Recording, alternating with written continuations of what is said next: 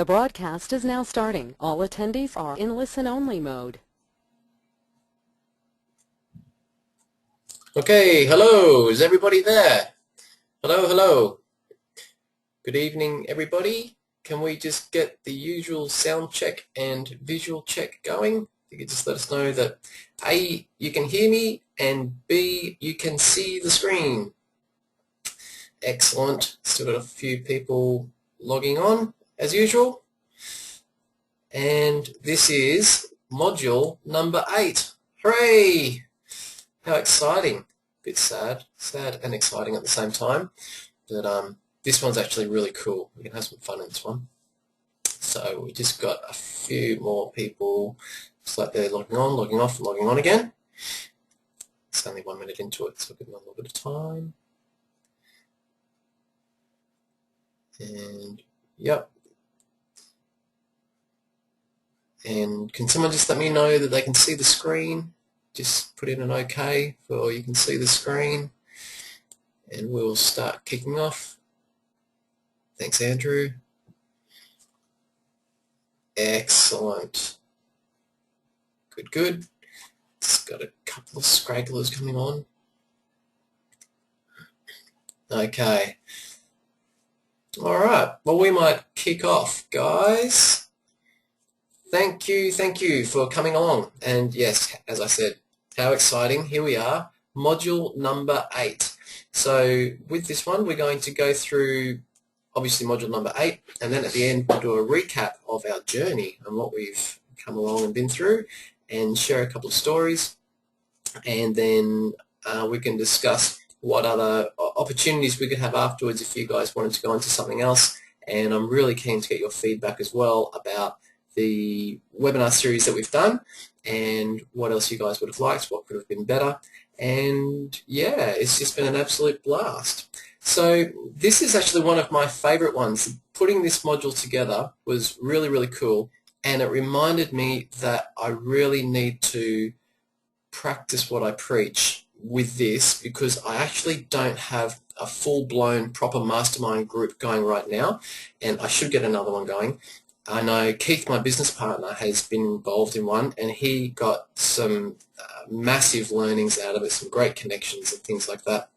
It's a very, very powerful strategy, but you can only really do a strategy like this if you know a bit about business.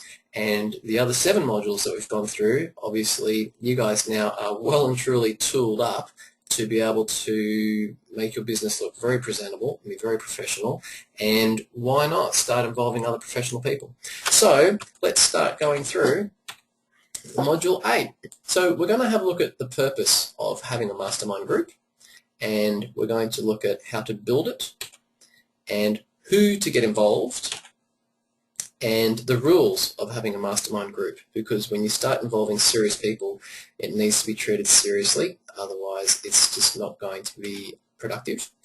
And how to open doors with your mastermind group, which really is the whole purpose of putting this together, and I'm going to show you just how powerful it can be when you have these people as a part of your team.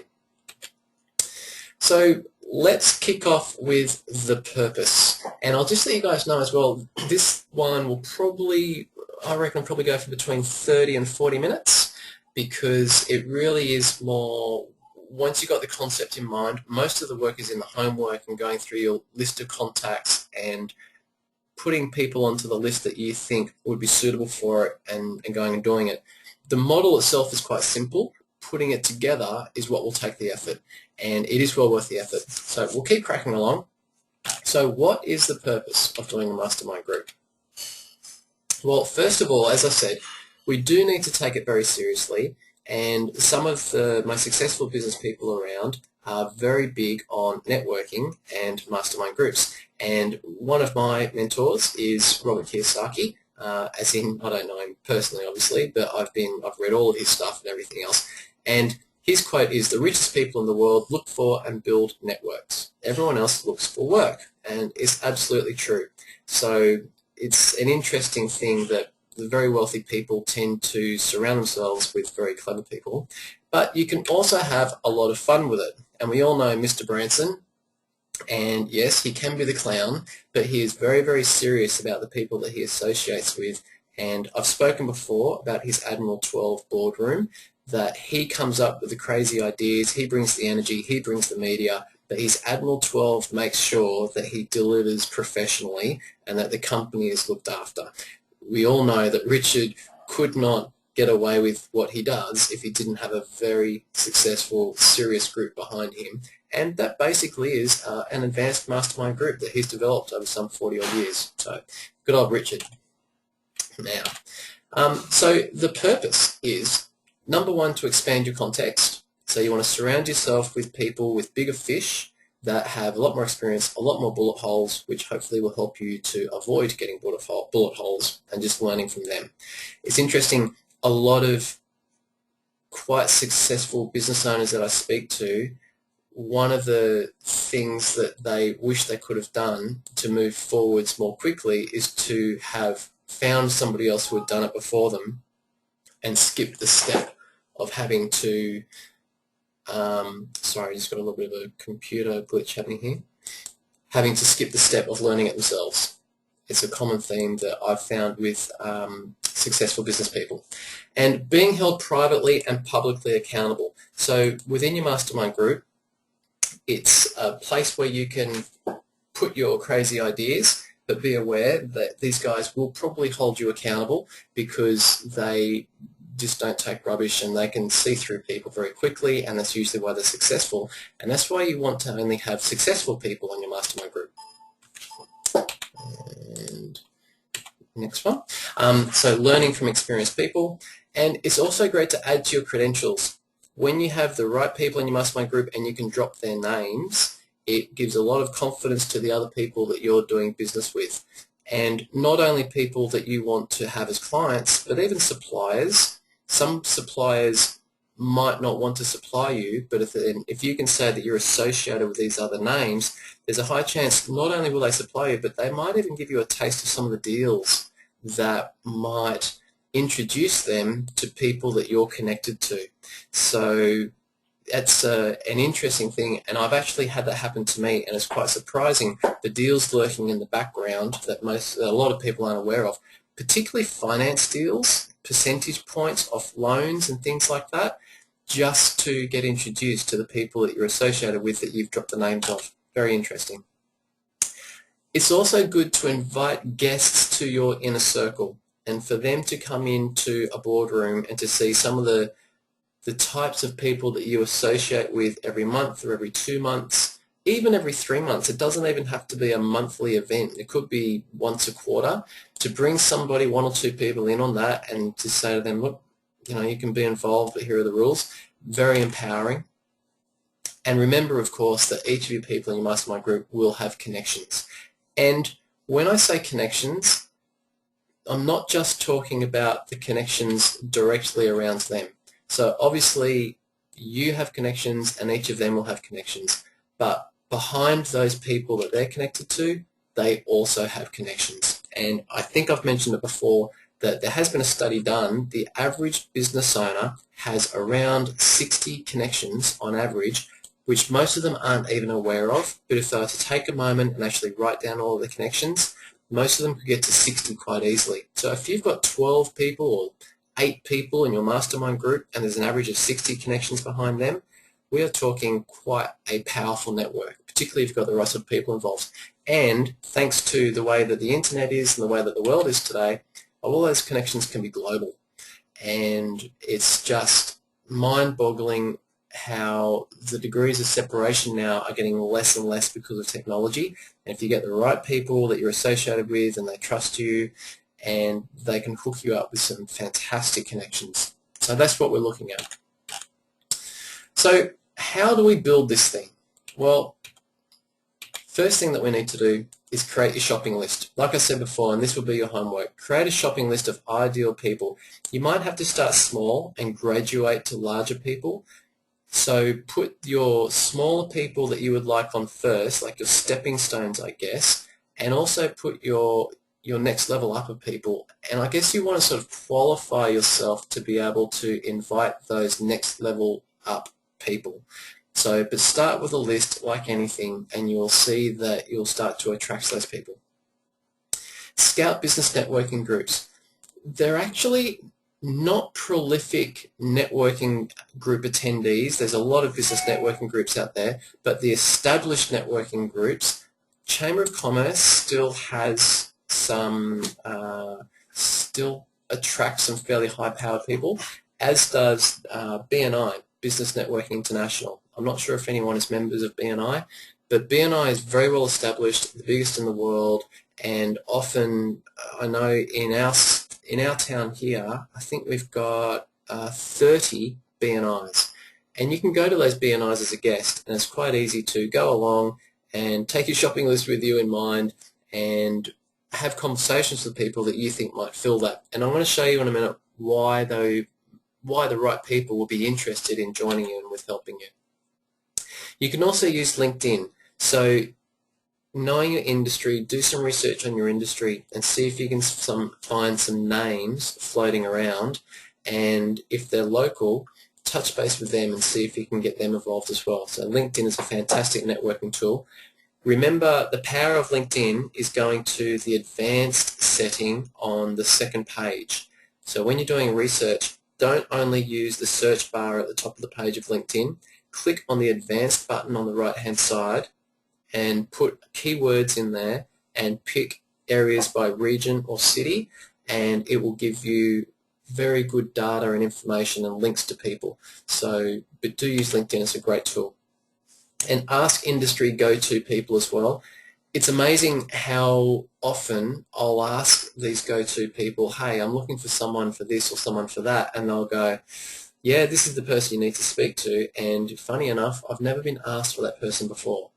Don't know why it happens, but, well, I know what happens because a lot of business people are quite independent and they don't think about adding to their team. But go to your industry go-to people, and more than likely they'll be able to drop the right names, and then you can use their names and say, hey, Joe Smith said that you're the person to talk to, and voila, you've got their interest.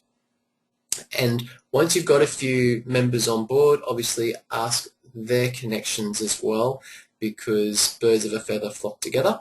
So see if you can find people that they're connected to and get them on board, and that would be much easier. Again, there could be stepping stones to your next level of people on your shopping list. So why on earth would they want to do this? What is the return of investment of these people? And when I say investment, it's time for these guys, which they are very, very greedy and protective of, and that's why they're successful. Well, a lot of them just like to contribute, is what I found. They just like to, it's a bit of the philanthropy in them, and that's a large part of the reason why they're successful. So contribution is usually one of the biggest factors. They don't often go in there for money.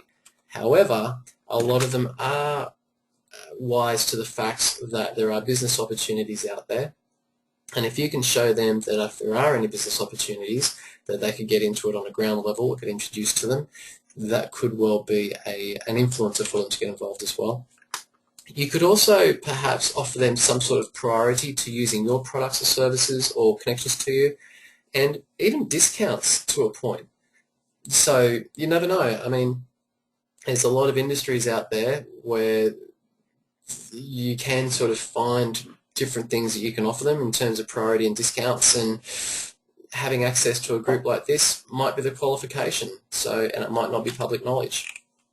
And of course, there's inside industry information.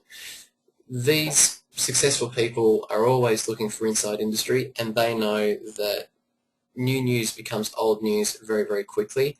I actually sat in on a meeting today with a client. This gentleman's been in the same industry for 38 years, and we were interviewing a potential salesperson who had also been in the industry for some 20 years, and the inside industry information that the two of these guys had, like, they just knew everybody. And I was just thinking about these other companies out there in that industry that if they had have heard that conversation, they would have seen themselves wasting so much time talking to the wrong people and barking up the wrong tree and expecting things to happen that just would not happen.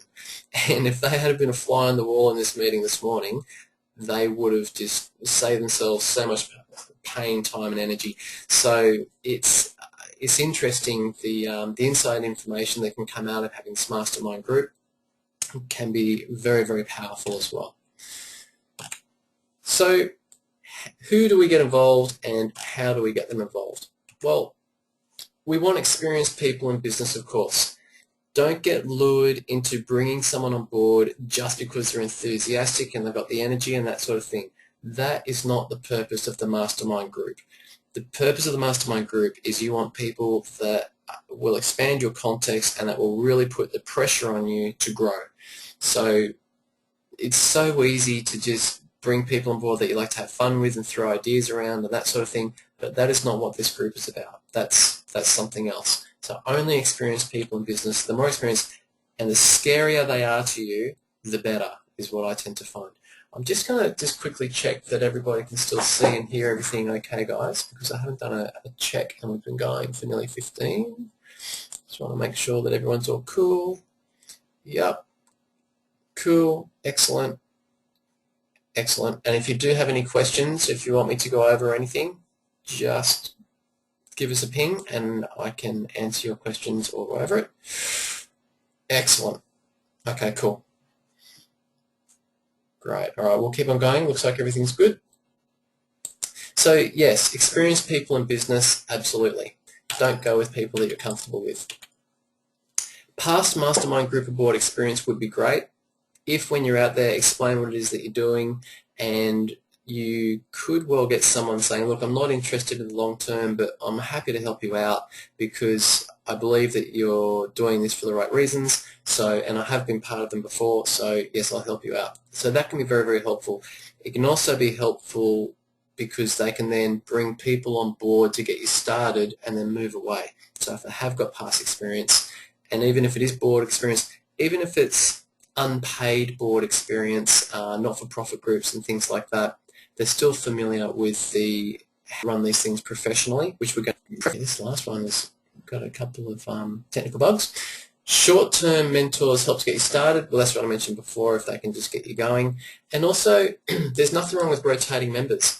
And also, you can share roles within those members, but also you can say to people, look, this is like a 6-month thing or a 12-month thing. We're not expecting you to be here forever. If we're not bringing new information for you and for us, keep it rolling. If you start off with an understanding of that, but not going to get offended when you say, hey, would it be all right? We've been talking to this person here who's got similar sort of experience with you.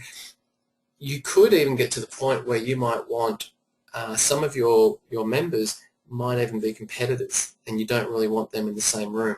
So if you can keep that philosophy of rotating the members and keeping it fresh and keeping it new, but you stay in control and it's your board predominantly so that you're using it to grow you and grow your businesses, rotating members is a great way to do that, and it won't get stale, and you'll find different personalities, and you've got people that have been through your world that are out there in the marketplace as well. Imagine if you ran a mastermind group for 5-6 years, you had a dozen people on there and they rotated every year. You've got all those people out in the marketplace that know a little bit about your inner sanctum and how professional you are. That could be a really nice thing to have in the marketplace. And of course, asking members who to get involved as well. These people should be well connected if they're experienced in business. There shouldn't be a problem with them asking members. So with this, there must be rules, and these guys aren't going to be open or even involved if there aren't rules involved. And so I wanted to touch on those rules of these people being involved. And I want you to imagine that you had someone like Mr. Trump running this thing. He wouldn't let this time be unproductive. He would keep an iron fist, obviously, managing it. He's a little bit overkill. But I think to imagine that someone like the Don running this sort of thing is a good way to make sure that it's not taken as a friendly get-together sort of a meeting, and you want to be held accountable by people like Don. So, and he's going to expect rules. And obviously the number one rule is confidentiality, and you might even need to get some papers drawn up so that the confidentiality agreements are in place to protect you and to protect them and to encourage people to get involved. So a confidentiality agreement is easy to come by. You might even involve a lawyer in the first instance to draw that up for you, and then you can have that within your group.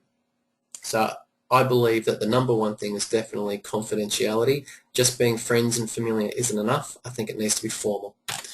And showing up and punctuality and etiquette. Obviously, if people aren't showing up regularly and if they're not showing up on time, and I believe on time is late, they need to be there early to show their respect. And if they don't have basic etiquette, then they absolutely shouldn't be there. And I know there's it can be tempting to bring people in who have a lot of experience and they're quite successful from doing it their own way.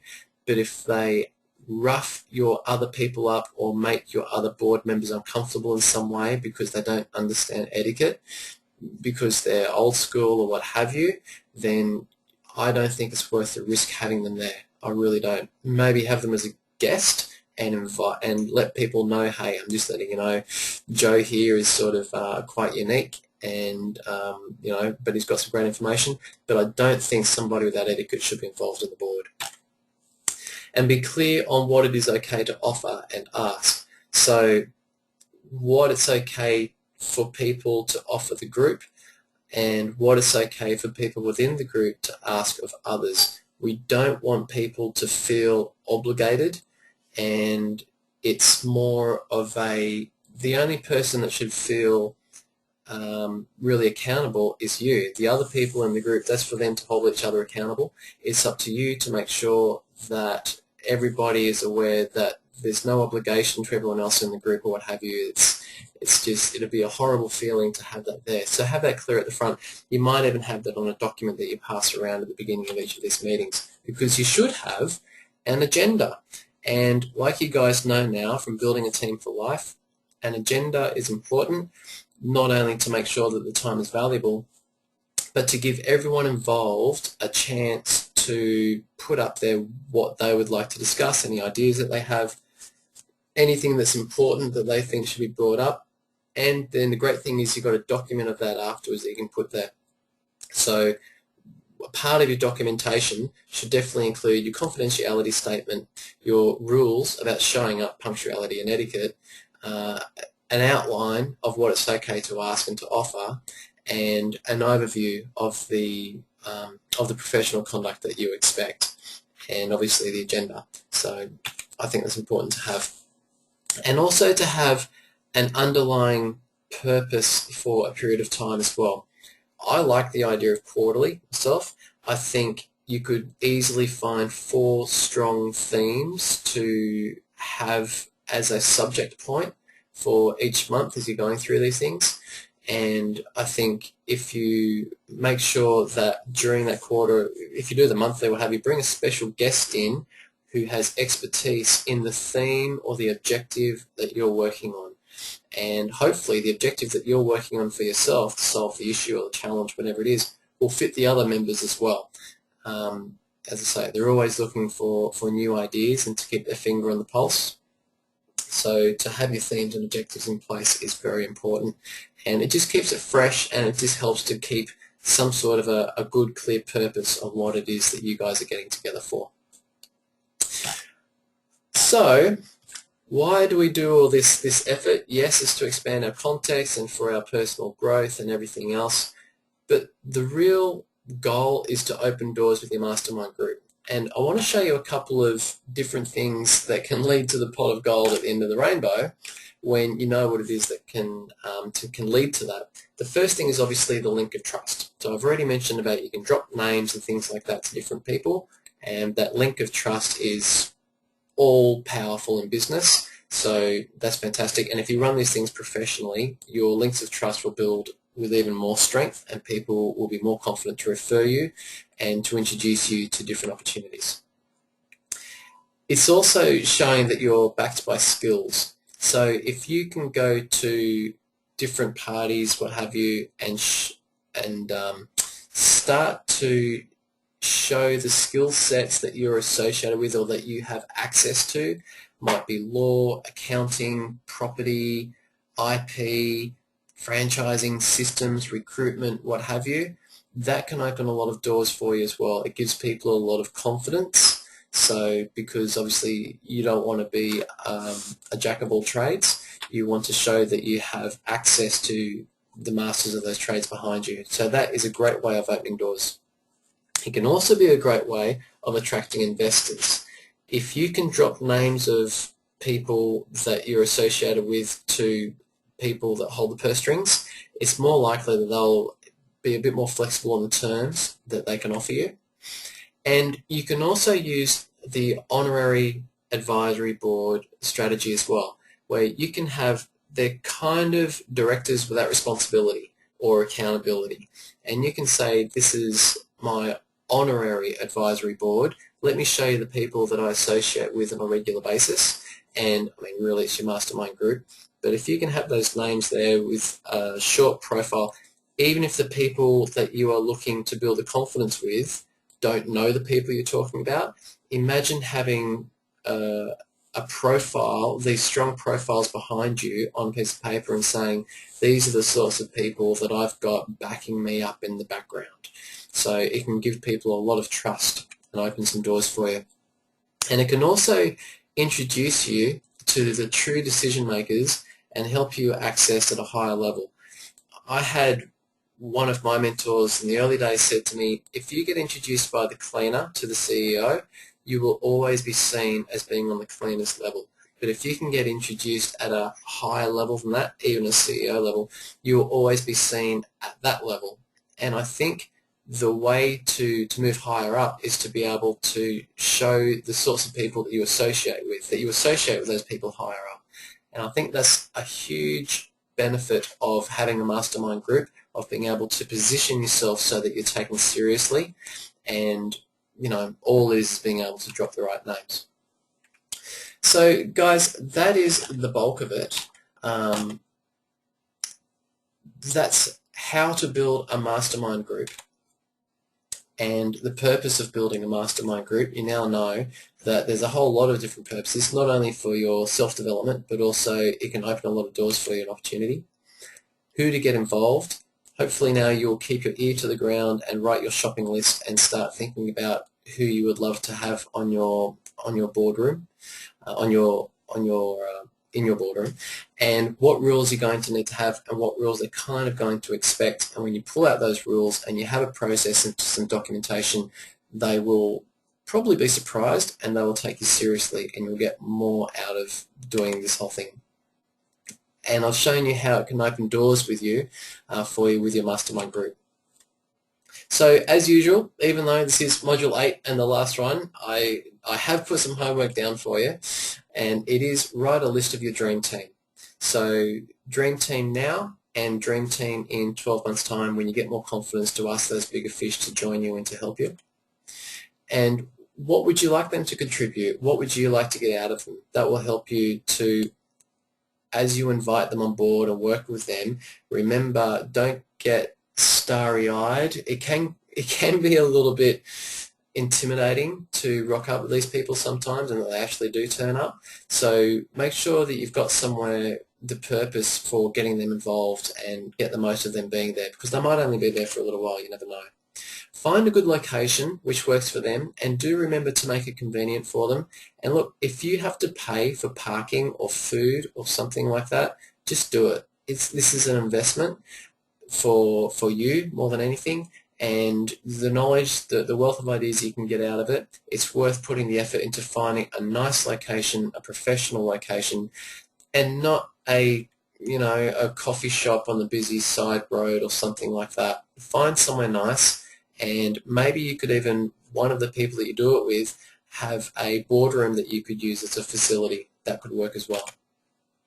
And find a regular day and a time to meet. So even if you do it quarterly, see if you could make it something like the first Wednesday of the month, and whatever month that might be. But do make it regular, because you want it to be something that they can book into their diaries and not a haphazard regular day. And do that agenda even for the first meeting. Don't turn to the first meeting and say, hey, this is great, this is fun. Let's make sure that you are kicking off with the right format in place and ready to rock. And guys, that is it. As usual, we're going to email you a couple of things through the email for you to implement and to use. And if you have any questions, not many questions tonight. I don't know if you guys have had a big Easter or whatever it is, but less questions tonight, but that's okay. If you've got them, keep emailing them through to me. I'm still having some great meetings with you guys. And you know what? We actually did it. That was webinar number 8. So that was our first series, Keith and I, of doing a full webinar series like that, thanks to Steve Esser. It was great fun. And what a journey. I actually had a bit of a scroll through all the webinars that we've done over the last couple of months. And way back when we did webinar 1, How to Double Your Profits, and that was looking at transaction summary forms, things like that. We looked at database management and your 2 databases. We looked at how to get more A-grade clients and really focus on that, and then how to communicate your uniqueness to the marketplace. We looked at how to use systems, save yourself time, energy, money and stress. I hope you guys have been showing off and using that acronym and spinning people out, because it is a very powerful one. And we've shown you how to get people to beg for your business, to set your business up so that it's valuable to sell it. We've shown you it's not just about the money that people are interested in, but the time and the lifestyle, and how to tease them to buy it. And then how to build a team for life, and shown you some of the classic books and the easy tools to use. And building a mastermind group, which is really to help you to take it to a whole new level and really push yourselves, because once you've got those other tools in place from the other 7 webinars, there really is no stopping you, and you can push yourself as much as you like. It really is a very powerful thing. And the computer's just doing one more little glitchy thing before I get to the last screen. And let's see if we can get through. Okay, so I wanted to mention I've had a few chats with you guys now, and we've had a couple dozen attendees, and we've got quite a few people are re-watching the webinars afterwards as well, which is really, really cool. And I wanted to make an offer to you if you wanted to have a chat with me about it, and it's this. I normally charge $1,200 plus GST for actually help clients to put together their KPIs, their transaction summary forms, identify the database. Basically, all the things that we've gone through in these webinars, I go through with people step by step and help people actually tweak it and do the formulas. And I also introduce you to my concierge desk, so my panel of experts that I've been using for many years as well. So what I thought to offer was, if anybody would like to have a chat with me about that, I'm happy to actually go 50% off with that. So instead of $1,200 a month, I'll do $600 a month. And basically, we will get together once a week online, either by Skype or phone, whatever's most convenient for you. You will get a few more tools, but the main tool that you will get is me actually helping you to put those things together, have conversations with you, and tweak those things up.